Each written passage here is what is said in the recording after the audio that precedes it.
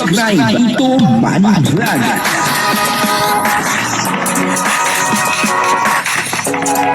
Payagan po si Tito Manny Vlog na mag-reactor para pambiling gamot sa kanya pong karamdaman.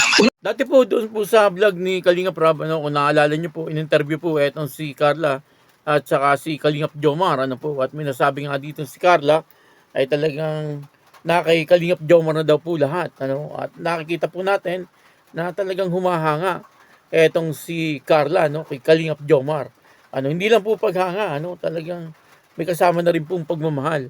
Kasi nakikita niya po kay Kalingap Jomar kung ano po yung gusto niya sa isang lalaki, at maaari pong ito ang isa sa mga dahilan. Ito pong mapapanood po natin sa video. Kaya nasabi din po yun ni Carla. Papanoorin po natin yung video at syempre ibigyan po natin yan ng konting reaksyon. Pero bago po yan, ako muna po bumabati sa inyong lahat ng magandang umaga, magandang tanghali at magandang gabi sa inyong lahat mga kapatid. Saan man kayo ng panig ng mundo naroon ngayon, ay mag-iingat kayo palagi at pagpalain kayo ng ating Panginoon. Maraming salamat din po sa patuloy na tumatangkilik sa aking YouTube channel at nanonood sa aking video reaction. Patuloy lang po natin suportahan sila Kuya Bal Santos Matubang, Kalingap Rob at Edna Vlog, Jack Tapia at yung mga kasama ko pong reactor sa Kalingap.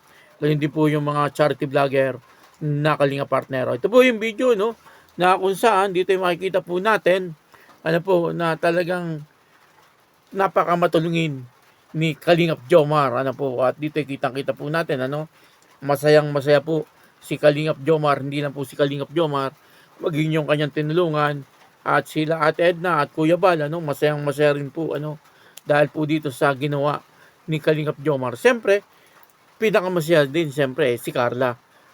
Papanoorin po natin yung video at ang kabuuan po ng video ito yung mapanood po natin sa YouTube channel ni Bal Santos Matubang. Ayan tuloy lang po natin suportahan etong si Kuya Bal, sapagkat si Kuya Bal, ang lahat po ng ginagawa niya ay talagang sa pagtulong. Kaya minsan nakakapagtaka kung bakit binabas po siya, samantalang nandoon naman po nakikita kung ano po yung talagang adhikain ni Kuya Bal. Ito po yung video, panoorin po natin. Isang mapagpalang araw po muli sa ating lahat. Good morning po sa lahat. Sa mga dito po, mga kapitbahay po ni Lola Susie, sa mga nakikinig po, in-invite ko po kayo na pwede po kayong sumama po sa ating pong konting celebration po para sa pag-ribbon natin po sa bahay ni Lola Susie. So yan, sa kapitan ng barangay, maraming salamat po. Siyempre po, Team Kalingap, maraming salamat po kay Kuya Val at Edna Vlog at sa mga kasama po natin sa Kalingap dahil pumunta po sila dito po sa ating pong munting celebration, po ng ribbon natin sa bahay ni Lola Susie. So yun po, maraming salamat po at mamaya po yung kainan. Ano? Okay po, sige. Konting kwento lang po kung bakit po namin natagpuan si Lola Susie. Okay, so tayo po before po mga K-Boys, nagkaroon lamang po ng pagkakasundo na isang araw po na maglilibot-libot kami po sa iba-ibang lugar, and yung napili po namin po dito po sa parte ng Pambuhan. Marami po tayong nakasama that time, as in full pack yata yung isang buong sasakyan, na 7-seaters. Lahat po talaga nag-ikot-ikot kami. Hanggang sa nadaanan po namin si Lola Susie. Si Lola Susie po, nakatambay lang po siya dyan sa likod. Actually po, itong likod po ng bahay po na pinatuyan natin. Ito po yung lumang bahay po nila Lola Susie. Diyan namin po siya nakita, nakadungaw lang, mag-isa, matanda. So, doon time po na yun, syempre, naanot po tayo ng loob. Hanggang sa pinunta namin si Lola Susie. Yun, nung makita namin siya, agad-agad po siya, alam mo yung yung ngiti sa kanyang mga mata, sa kanyang mga labi, namumutawi. Kasi parang that time lang din siya nagkaroon ng maraming bisita. So, hanggang sa paulit-ulit po namin siyang vinad, hanggang sa minahal po siya ng mga viewers. Maraming natuwa. Maraming natuwa po kay Lola Susie. Yun, no? Sa kanyang kakaibang pakikitungo, pakikisama po sa mga tao. Kinagiliwan po siya sa kanyang mga medyo X-rated na, mga kwento. Hanggang sa nakilala po siya na bilang lola na lagi na lang daw manginginom.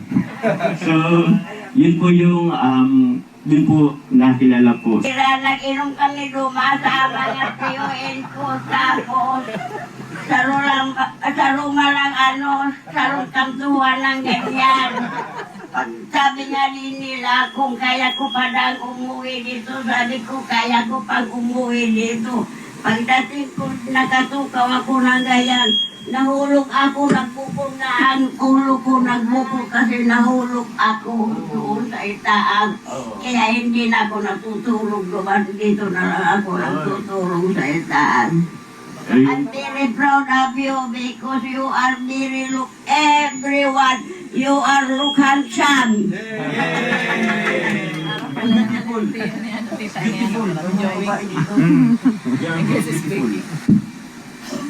Isinuwindi ka na ako.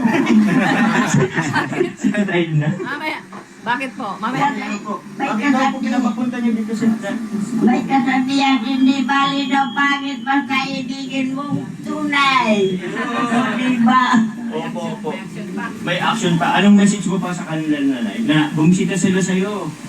Ang daming tao, di ba po? Akin na yan para souvenir po yan. Opo. Mamaya ibibigay po. Ito-turn over sa inyo mamaya. Opo, sa'yo na po yan. Ako yan. Opo. Ano pang message nyo po kayo, nanay? May utang ako doon. Magkano? Kaya kayo mga taga-Karingo, magbili man daw ako ng isang kantuhan. Tapos nagtagay po kami doon. Isang picture ng ganyan. Along kami, pero ubos. Ubos yun kasi may halong anininte. Balik konting sayawan. Nanay, sama ka po sa sayawan. Ganito. Mamaya may tugtog. Gilid na lang po. Mamaya may tugtog. Wala pa. Masayaw nga rin kami Masayaw. sa ano.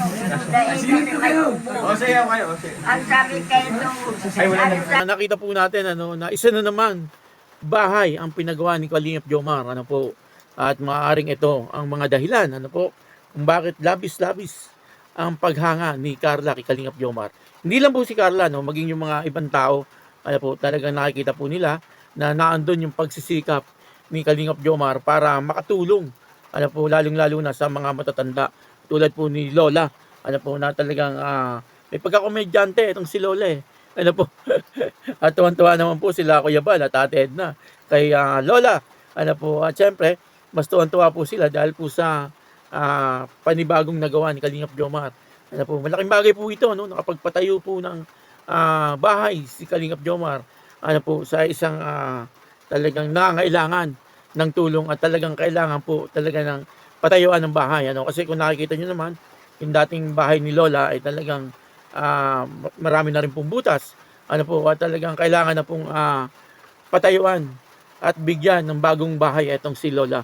At siyempre, ang ginamit po na instrumento ng ating Panginoon para mangyari po yung kay Lola ay walang iba kundi itong si Kalingap Jomar. At siyempre, marami pong natutuwa sa ginawa ni Kalingap Jomar. Una sa lahat, siyempre, ay si Carla. Siyempre, proud na proud po siya kay Kalingap Jomar. Kasi hindi naman po kalakihan pa ang YouTube channel ni Kalingap Jomar. Para makapagpatayo ng isang magandang bahay. Para sa isang matanda. Marami nga po dyan ng mga vlogger na talagang malalaki na po ang kanilang YouTube channel. Pero hindi po natin nakikita na sila ay tumutulong na talagang katulad ng pagtulong na ginagawa ng mga taga-Kalingap. Na ang tulong po kasi ng mga taga-Kalingap, kagaya po ng ginawa ni Kalingap Jomar, ay yung pang matagalan. Hindi yung mga ngayon lang, yung pang isang linggo lang. Yung mga bigas-bigas, or mga ayu-ayuda. Hindi po ganoon ang gusto ng Kalingap. Siyempre, ang gusto po ng Kalingap, karamihan ay yung scholar sa pag-aaral, mapatayuan ng bahay, mabigyan ng negosyo. Yun po ang kadalasan na ibinibigay ng Kalingap. Pero siyempre, yung iba naman ay patuloy din sa pag-aayuda.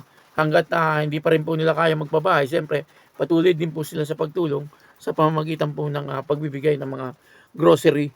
Ano po, at si Kalingap Jomar ay talagang nakikita po natin na marami na pong nagtitiwala kay Kalingap Jomar. Kumbaga ay talagang marami na rin pong sponsor si Kalingap Jomar. Ano po, kaya yun, ano, maraming salamat po sa inyo lahat. At ako po si Tito Manny Vlog na nagsasabing God bless you all. Diyos mabalos.